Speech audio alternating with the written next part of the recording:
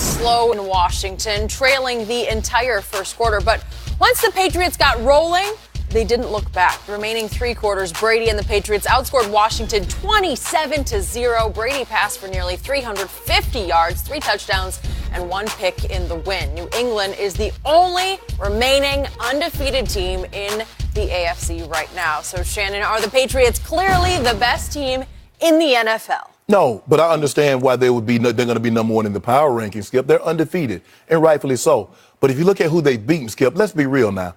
I mean, the offenses are all in the bottom 6 in the NFL. Washington, the Giants, Miami. Buffalo is the highest rated offense, and they're 23. So we don't. What was your line? An amoeba? One cell amoeba could play quarterback better than Josh Allen? Well, or Matt Barkley? Well, I don't. You don't even need to be an amoeba to play better than what they got up in Washington. Skip, this is awful, and we're going to talk about this a little later. Yep. And it ended up costing the coach's job. I read the headline: Brady bounced back against Washington. Skip. Every team that's played Washington this year, the quarterback has thrown for at least 3 touchdowns, except Daniel Jones, who's a rookie. Walker Toom had 3. Mitchell Trubisky had 3. Everybody has 3 touchdowns. They're not good. The defense, I want to say they're good, but I don't know if they're good or bad, Skip, because when I'm looking at defense that's 32nd, 31st, 30th, 23, 28, how do I judge that? I can't judge that based on that. But the thing I can always say about you can hang your hat on the Patriots. They never play down the competition. They're going to play their brand, their style of football, no matter who they play. They do what they do. Stop us. Okay, you stop at the run game today? Okay, Brady, we're going to need you to throw for 3 bills. Okay, you playing coverage. You dropping everybody back. Sonny Michel, Burkhead. I'm going to need you to run the ball. James White, going to sprinkle a little of you in here, too, today. That's what they do. But, Skip, they're undefeated, rightfully so. But it's hard for me to really assess just how good they are, given I'm trying to figure out what other team that could play these teams and not be undefeated. The only one, give Buffalo, because I think Buffalo's defense is legit. Buffalo's defense is legit. But their offense, Skip, leaves a lot to be desired. So I'm going to give them credit for 1 win. Buffalo, New England going to Buffalo and winning that game, that's worth 2 points. But the rest of that, nah, they get nothing from me, Skip. So here was the great irony of what I saw yesterday. I watched all of the Patriot game, and I thought in the first half, Tom Brady looked awful. They could not protect him. They could not run the football a lick. And there were 3 drop passes, and he's throwing to tight ends named Izzo and Lacoste down from Gronk. Gronk down to Izzo/Lacoste. And Josh Gordon looks now like a tight end to me. Seriously. He's huge. I think he's as big as you were when you played. Yeah, he's bigger than me. He might be bigger than you were. Yes. At that point. Would you go, 225? Yeah, 228. 228. He's got to be 235, 240, Skip. Well, he just looks so big in the proverbial piano on back.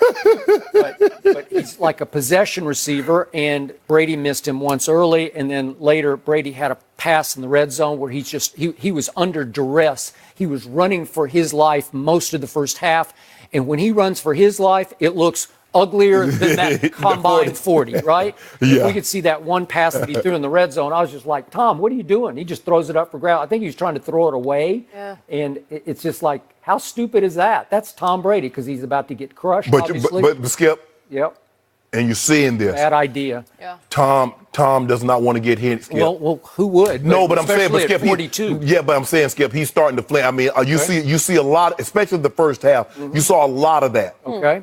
So guess what? Tom Brady wound up yesterday throwing for 348 yards.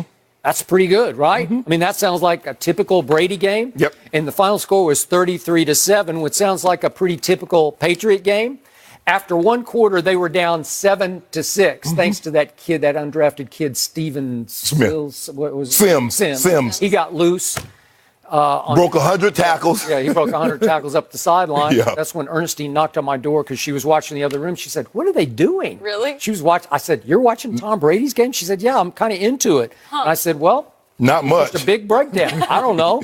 But the final score was 33-7. And at the end of the night, when all the smoke cleared, the Patriots are unbeaten and have a one-game lead over your Chiefs. Yep. So they got a leg up. And I look down the schedule and I say, I don't know. They got a tough game at Philly, but still, could they win at Philly? Sure, they could. Absolutely. Could they go 16-0 with a flawed football team? Sure, they could. Look down their schedule and tell me a game that's just a big L for sure. They're going to be favored in every game. Yeah. Maybe the Philly game probably be a pick 'em. And if Philly is favored, they're going to be favored by 1.5, maybe 2. Remember what Philly's Achilles heel is. Their secondary is not very good. And Brady's going to go in there remember what he did to him in the Super Bowl. He threw for a playoff record 505. I know that was 2 years ago, but they're no better now. In fact, they're worse in the secondary than they were. But I don't believe he has the arsenal. Okay. He's not bringing. Right now he's not bringing Gronk and Skip for all that. Chris Hogan. Chris Hogan was unbelievable in that Super Bowl game. He was. So yesterday, Tom Brady was throwing 9 targets to Edelman and 9 targets to James White. That's what you got. You're throwing it to a little wide receiver and a little tiny running back, right? And when you throw in, he threw 3 to Sonny Michel and he threw 1 to Brandon Bolden. But Skip, a lot of their offense flows through the running back. He throws screens. He'll throw option routes to the running backs. He tries to get the back. The running back on the linebacker where he'll swing him up the rail. So he does a lot of that. This is not an anomaly where, wow, he threw that many. He threw 15, 16 passes to the running back. No, he normally throws a lot of passes to the running back. They're not trying to throw the ball over your head because they don't have that type of receiver. Now, with Antonio Brown, I think that's why Tom got so upset. He like, for the first time in a long time, I'm about to have me a guy I can throw over the top. I got a weapon. Yeah. A bona fide weapon. I got me a little Randy Moss here. I can go over the top. Yeah. These guys, Skip, everything is 15 and underneath. Whew. So they still win 33-7 because Sonny Michel started to get on track in the second half. He got out of the doghouse into the daylight. Right. And he was running to some daylight. And I think the Redskins were starting to quit on Jay Gruden, who no longer has his job. And Sonny went for 91 total. So they had a semblance of a run game. So now they got to come right back on Thursday night at home against Danny Dimes, who got a little bit exposed. He looked like a rookie yesterday. Yes. Against the Vikings. The Vikings are really good on defense, right? Yes. Okay. A little exposed. Okay. So here we go. Even first cousin. He might be somebody's first cousin, Skip. Okay. Just something to celebrate. Well, do you like the Patriots against the Giants? I kind of like the Patriots. Yeah. This is not Eli, Skip. This is not Eli going in there. You remember what, 7, 8 years ago? Maybe they should reinsert Eli. Eli went that game. Eli the Patriots slayer. That would be an interesting switch, wouldn't it? No, they moved on from Eli. But here's to your point, the defense is first in yards allowed and first in points allowed by like a world. Because they've allowed 7 a game. The Bears have allowed 14 a game. So they're a touchdown ahead of the Bears. Yes. But to your point, they have played nobody. No, seriously, they have played nobody. No. And they have shown.